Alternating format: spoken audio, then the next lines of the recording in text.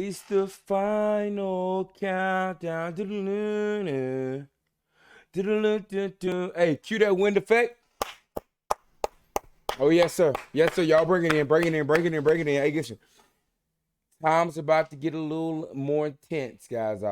As everybody should know, we have a court date coming in on the 25th. Judge Zern has announced that the hearing has somehow moved up 2 days earlier than the 27th. So on the 25th. So it's about to get real volatile these next couple of days, starting up next week. Monday and Tuesday are going to be wild. Obviously, this is going to be one of the mega determining factors for our stock. Before we get into those keynotes, kind of overviewing our stock and what's going on with it, I want to do a view of this clip here with Kenny Polcari, I think his last name is.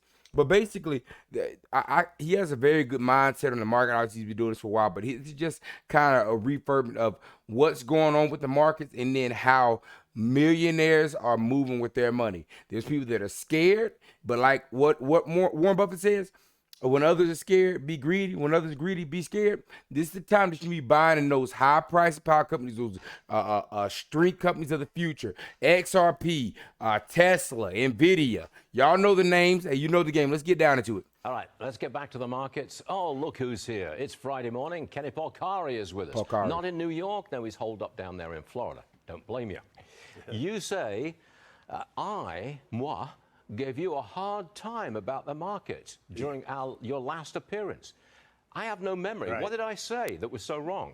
It wasn't wrong. It was just a debate. You asked me what I thought. I said I thought the market was going to go lower. You said it's going to go higher. It's going to go higher. I go, look, I think it's going to go higher, but it's going lower first. And you gave me a hard time. You told me I was wishy-washy. That's what you said to me. Oh, sorry. Well, I'm very sorry, wishy-washy. I didn't mean to say that. But look, the truth is that at this moment, I've been saying the market wants to go up, but the professionals on the street, they're all saying, no.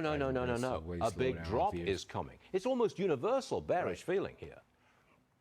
Well, and so you know what? That is also could be a contraindicator, right? Because there's so much bearishness, you could see the market actually move higher the way you suggest. Mind y'all, we had a 25 basis point coming in, and based on the current sentiment of the market, there are more rate hikes coming in, like we mentioned in other videos where everybody's trying to, oh, it's over. Guys, this thing ain't going to be over. We haven't even felt what this recession is yet.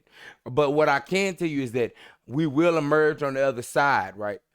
This is the time to move into those things. But like I said, this guy, because he keeps it real, well, as real as he can without, panicking the markets. But we haven't even started to feel this yet. I'm still in We that haven't even camp. started Look, to feel this yet. We're just 1 week into the earnings, right? So we're going to start to get more into the meat and potatoes as we move through the next couple of weeks. And that's going to give a sense of what the economy is doing.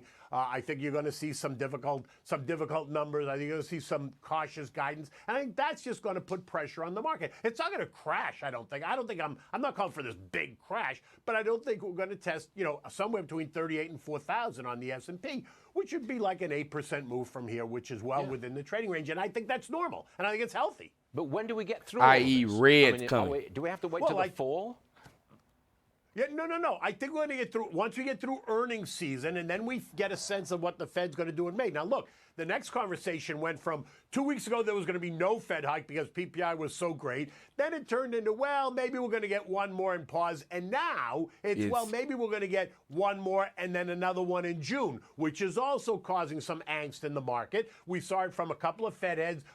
Guys, the market has not been determined as safe yet. There's nothing that we have not hit a bottom yet. All this, guys, there has not been a resolution. They are having to raise the rates and they're smoking the economy. Something's got to break before there can be a fix of this. Something's got to break. They tried to pad and catch banks. Something's got to snap for this to actually go through. And that's what they're going to have to keep doing with the Fed. And him talking about, you have to earn this. Man, this is going to be a 2024 and on before this thing starts to recover. Certainly Jimmy Bullard, they're looking for higher rates than even 5.25. So until there's a little bit more clarity on that, that's going to continue to create some uncertainty, which will, the path of least resistance and uncertainty is really lower. But once we get clarity on that, then that's when I think the market starts to form a base. And then to your point, we'll move higher. Okay, supposing I said the following. The Federal Reserve will not raise rates in May. It's steady as she goes. Would I be wrong if I predicted that? So I'm going to say you're wrong. I'm in the camp that they are going to raise in May and then they're going to pause. I'm not in the multiple rate like May, June, and July. I'm in May, yes, and then pause until through the end of the year. That's where I am. So I think you're wrong only in the sense that you say they're not going to raise it. I say they are going to raise it. Okay, well, we'll see again next week. We go there optimism. Who was right and who was wrong. Okay. But the U.S. Treasury's 6-month bill pays 5.04%. Let's never, ever forget that. Kenny, you have a great weekend in Florida. Ain't nobody doing that. Thanks a lot. You too. All right, people, let's tap down into it. We're going to just quickly overview all this stuff. Guys, with our price action on our stock, as we mentioned in the previous videos, this is nothing but barcoding. You're not going to see anything significant. Even at this point, APE is kind of trailing at the same movement as AMC. Barcoding. There is not going to be any price movement until the 25th. And whatever is determined the 25th is going to determine what that price move is. Ms. Zern comes through and she says the conversion is not going to happen. You better watch AMC open her dress. Just give you a little sneak peek. She's going to start running. You hear me? But again, like I said, on the flip side, the conversion does happen.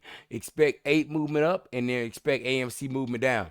And like I said, that's why they're kind of both sitting stagnant, just being barcoded at the same point.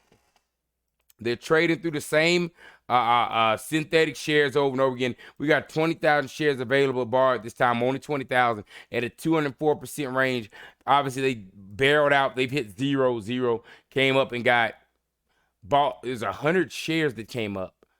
They bought that at 197%, back down to 0.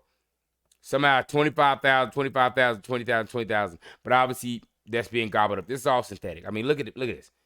100 shares at 200%. Scrolling on down, dark pool percentage has risen for the last 5 days. We're sitting, I think this is our second highest at 58.8%. On the 18th, it was 63.3%. That's basically 60% of what's being traded in the dark pool is being shorted. Now, of course, they're not going to tell you how much is being traded in the dark pool because that would be at hell, 100%. But nonetheless, let's flip on through. Double tapping in. Short interest estimate, and this from Ortex, 26.42. Days to cover. What's days to cover? 5.19. Utilization at 100. But now here's my thing. Check this out. Fintel has it at 26.89%. with 7 days to cover. And like I mentioned the other day, I think that Fintel actually might be accurate. Because like I said, obviously it's got the short volume, so it's updated. But the simple fact is, how could they be borrowing up more shares and the days to cover go down? They're still in the same point. There's no way for it to go down 2 days. Double tapping back in. A beautiful thing. AMC is still sitting on the threshold list, guys. We're sitting literally, everybody, like I mentioned, right on the edge. Everybody, we're balancing on the edge. The 25th is going to mark the cue of what happens. Everybody, you need to prepare yourself. You need to have a plan for trading. You need to have a plan for if things go the way we want it. You need to have a plan if things don't go the way we want it. Obviously, like I said, I've loaded GTI. We've got plenty of other moves. But like I said, this is getting insane. The first date was 27th. Then we have petitions to intervene. They're accepted. Now the date's on the 25th. I'm hoping that Zern just comes through and just slams them. But like I said, we're staying tuned. We're bringing that information, guys. Hey, I had to come in and tap in with y'all people before I go out in my beautiful city and get a little lit tonight, guys. Because like I said, I need it. We got there's going to be an intense one coming in. Everybody prepare yourself. Prepare yourself. Y'all want the action? The action's here, baby. Hey, y'all stay safe. Hold down and keep your head up, baby. Yes.